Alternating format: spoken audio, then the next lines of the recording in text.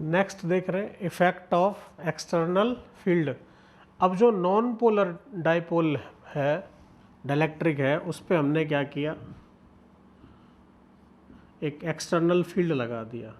उस external field से देखो क्या होगा, पॉजिटिव पे फोर्स लगेगा आगे और नेगेटिव पे लगेगा पीछे, तो ये खींचने लगेगा ऐसे, और खींचेगा तो थोड़ी देर बाद सिचुएशन जो है वो कुछ ऐसी हो जाएगी, ये माइनस ये प्लस, ये माइनस ये प्लस, ठीक है, ऐसे ये माइनस ये प्लस, ये माइनस ये प्लस। तो यहाँ पे अगर एक्सटर्नल फील्ड है E, ठीक है, या E नोट कह दो, तो यहाँ जो फील्ड आएगा वो आएगा E नोट बाई के, तो इसे कहते हैं नेट रिड्यूस्ड फील्ड। आपने यही याद रखना है, ठीक है। तो रिड्यूस्ड बचा हुआ फील्ड, रिड्यूस्ड फील्ड की वैल्यू कितनी होगी, ई नॉट बाई के, ठीक है। तो ये इफेक्ट हमने देखा एक्सटर्नल इलेक्ट्रिक फील्ड का किस पे, नॉन पोलर पे। सिमिलरली अगर हम पोलर ले लेते तो वो कुछ ऐसा रहा होता,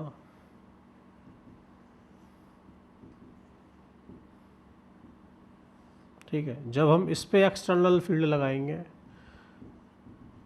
तो ये भी क्या करेगा, फोर्स लगने की वजह से अपने आप को इलेक्ट्रिक फील्ड के अलोंग क्या कर लेगा, अलाइन कर लेगा, अलाइन कर लेगा।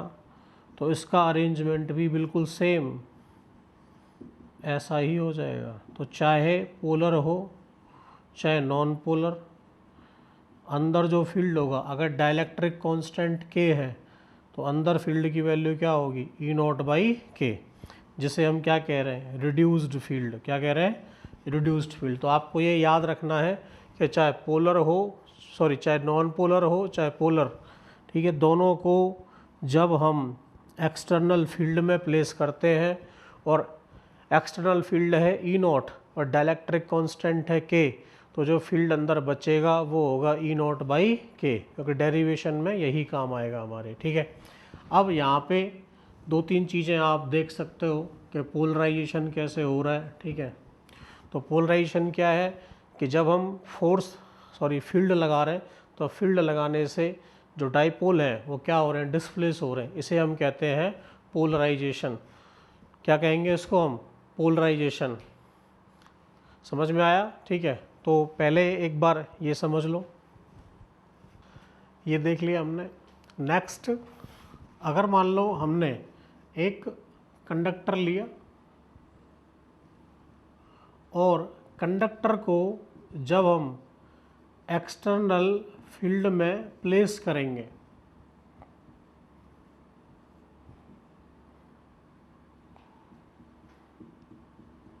तो यहाँ क्या होगा, यहाँ पे ये प्लस और ये माइनस, तो जितना फील्ड बाहर होता है उतना ही फील्ड अंदर इंड्यूस हो जाता है, तो नेट फील्ड क्या बचता है, ज़ीरो।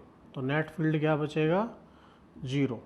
तो हमने मेन ये दो बातें याद रखनी है कि चाहे पोलर हो चाहे नॉन पोलर, अगर हमने उसको एक्सटर्नल फील्ड में रखा तो अंदर फील्ड आएगा ई नॉट बाई के, ई नॉट बाई के।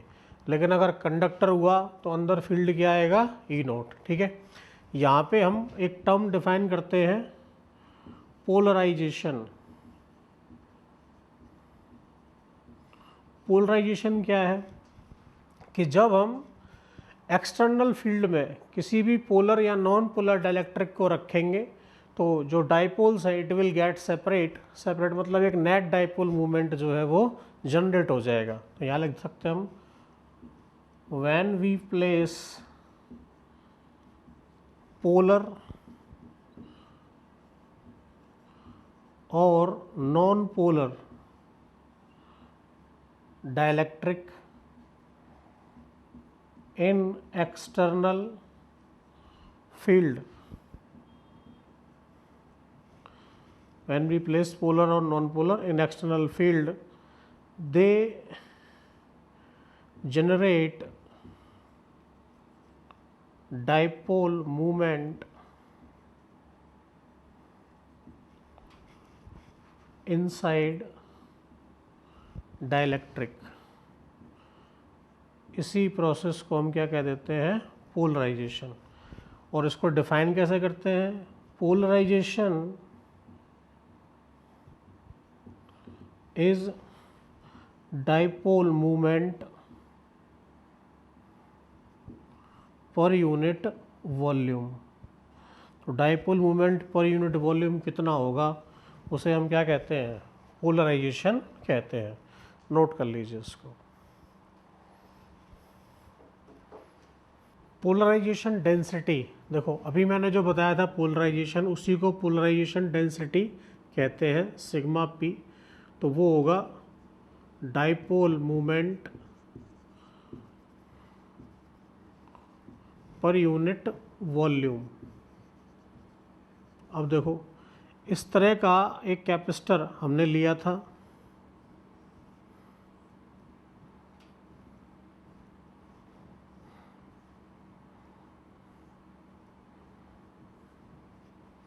इस पे प्लस था और इस पे माइनस। अगर हमने ये डाइलेक्ट्रिक से, ये हमने एक डाइलेक्ट्रिक ले लिया, तो हमने मान लिया कि जब हमने इसको एक्सटर्नल फील्ड में प्लेस किया तो यहाँ पे plus Q P charge induce हुआ और यहाँ पे माइनस क्यू पी, और इसका एरिया क्या है ए।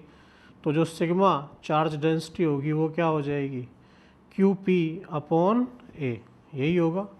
लेकिन अगर इसके बीच का डिस्टेंस डी है तो इसके अकॉर्डिंग हम पहले तो इसका डाइपोल मूवमेंट लिखेंगे। तो डाइपोल मूवमेंट क्या हो जाएगा, वो होगा कोई भी एक चार्ज और उनके बीच का डिस्टेंस। तो चार्ज है क्यू पी और डिस्टेंस है डी। और वॉल्यूम क्या होगा इसका, वॉल्यूम होगा एरिया इनटू डी। और हमारे अकॉर्डिंग जो पोलराइजेशन है, पोलराइजेशन वो है P, तो वो क्या होना चाहिए, वो होना चाहिए डाइपोल मूवमेंट अपॉन वॉल्यूम, मतलब Q P into D upon A into D. D से डी कट गया तो क्यू पी अपॉन ए। तो पोलराइजेशन किसके बराबर आ गया, पोलराइज्ड चार्ज डेंसिटी के बराबर। तो ये हो गई पोलराइजेशन डेंसिटी। तो चार्ज डेंसिटी या पोलराइजेशन डेंसिटी बात एक ही है, ठीक है, इसको नोट कर लीजिए। फिर एक छोटा सा डेरिवेशन हम इसका और कर रहे हैं, वो आपको समझ में आ जाएगा। यहाँ पे एक डेफिनेशन आप और देख सकते हो, इलेक्ट्रिकल ससेप्टिबिलिटी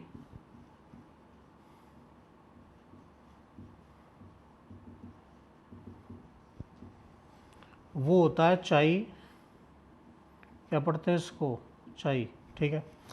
ये बताता है कि किसी मटेरियल को हम इलेक्ट्रिक फील्ड में रखेंगे तो वो कितना इजीली इलेक्ट्रीफाई हो जाएगा, ठीक है, पोलराइज हो जाएगा। तो जितना आसानी से पोलराइज हो जाएगा उसके लिए चाई की वैल्यू उतनी ही ज़्यादा होगी, ये बताता है ससेप्टेबिलिटी, ठीक है। तो और दूसरी चीज़, जब हम इलेक्ट्रिक फील्ड की वैल्यू बढ़ाएंगे, ठीक है, तो पोलराइजेशन भी बढ़ेगा और वो डिपेंड करेगा इसके अंदर इलेक्ट्रिक फील्ड कितना इंड्यूस हो रहा है, नेट फील्ड। नोट करिए इसको। तो हमने ये देखा कि रिड्यूस्ड फील्ड क्या था, रिड्यूस्ड फील्ड E था E नॉट बाई के। तो एक तो हमें ये देखना है। दूसरा, जो पोलराइजेशन होगा वो इस रिड्यूस्ड फील्ड के क्या होगा, प्रोपोर्शनल होगा। प्रोपोर्शनलिटी का साइन जब हम हटाते हैं तो हम चाई से मल्टीप्लाई करते हैं और ये डायमेंशनली बैलेंस नहीं होता, इसीलिए इसमें एक एप्सिलॉन नोट से मल्टीप्लाई और कर देते हैं। तो ये होता है पोलराइजेशन। तो यहाँ से चाई की वैल्यू अगर आप लिखना चाहो तो वो आती है P upon epsilon naught E, where E is reduced field, P polarisation और ये एप्सिलॉन नॉट। अब हम एक छोटा सा डेरिवेशन यहाँ पे हम कर रहे हैं, ठीक है। हमने ये देखा कि जो E है वो क्या है, E नॉट माइनस EP, मतलब जो एक्सटर्नल फील्ड लगाया और जो पोलराइज्ड हुआ फील्ड, उन दोनों का डिफरेंस के बाद जो बचता था वो होता था रिड्यूस्ड फील्ड। क्या होता था, रिड्यूस्ड फील्ड। अब इसको हम ऐसे लिख सकते हैं E naught by K is equal to E naught minus जो पोलराइज्ड इलेक्ट्रिक फील्ड होगा, ठीक है, वो इलेक्ट्रिक फील्ड क्या होगा, वो होगा sigma P by epsilon not. भाई इलेक्ट्रिक फील्ड होता है सिग्मा बाई एप्सिलॉन नॉट, और पोलराइज चार्ज जो है वो आएगा क्यू पी, तो उससे क्या आ जाएगा sigma P by epsilon not. और सिग्मा पी जो है वो क्या था, पी अपॉन एप्सिलॉन नॉट, और पी की वैल्यू यहाँ से देखें तो क्या आ जाएगी, एप्सिलॉन नॉट चाई ई।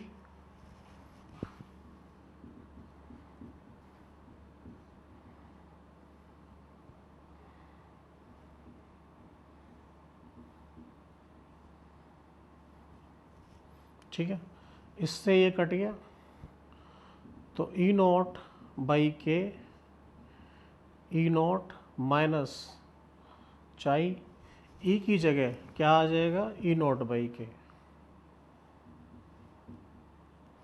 इसको इधर ले आओ, तो पहले तो ये काट दो तीनों से, ये क्या बचेगा 1/k is equal to 1 minus, तो यहाँ से इस इधर ले आएंगे तो क्या आ जाएगा, चाई बाई के plus 1/k is equal to 1, तो यहाँ से क्या आ जाएगा, k is equal to 1 plus chi. तो ये एक छोटा सा डेरिवेशन है जो 1 या 2 नंबर में पूछ लिया जाता है। अब हम आगे जो टॉपिक पढ़ेंगे, तो यहाँ से आपको मैं कंक्लूजन बताता हूँ कि आपने क्या कंक्लूजन करना है। तो यहाँ पे मैंने आपको बताया 3 चीज़ें आपने याद रखनी है, चाहे कोई पोलर हो चाहे नॉन पोलर, जब हम उसको एक्सटर्नल फील्ड में प्लेस करेंगे, फील्ड है ई नॉट, तो अंदर क्या बचेगा ई नॉट बाई के। तो मैंने क्या बताया, चाहे पोलर हो चाहे नॉन पोलर, ठीक है। इसी तरह अगर कोई कंडक्टर है तो कंडक्टर में फील्ड क्या होगा, नेट 0, ठीक है, ये आपने याद रखना है। एक टर्म आता है डाइलेक्ट्रिक स्ट्रेंथ, तो वो देख लेते हैं ज़रा कैसे होगा। देखो मान लो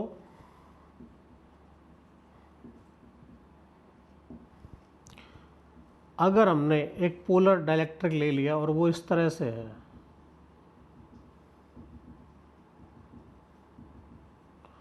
और मैंने क्या किया, इस पे जो फील्ड लगा हुआ है एक्सटर्नल फील्ड, इसकी वैल्यू बढ़ाई। फील्ड की वैल्यू बढ़ेगी तो चार्ज पे जो फोर्स आगे लग रहा है वो फोर्स क्या होगा, बढ़ेगा, और वो फोर्स बढ़ेगा और नेगेटिव पे पीछे की तरफ बढ़ेगा, तो ये खिंचता चला जाएगा, एक पॉइंट पे आके ये टूट जाएगा, और जैसे ही ये टूटेगा ये ब्रेक डाउन हो जाएगा। तो इसी maximum electric field, maximum electric field of dielectric is known as dielectric strength. क्या कहते हैं उसको, डाइलेक्ट्रिक स्ट्रेंथ, ठीक है। जो मैक्सिमम फील्ड लगेगा तो उसको हम कहते हैं, उसके उस पे जितने इस पे बना रहेगा, नहीं तो ये टूट जाएगा, ठीक है, तो उसको कहेंगे हम डाइलेक्ट्रिक स्ट्रेंथ। तो नोट कर लो, इसके बाद 2 डेरिवेशन हम और करेंगे, फिर न्यूमेरिकल।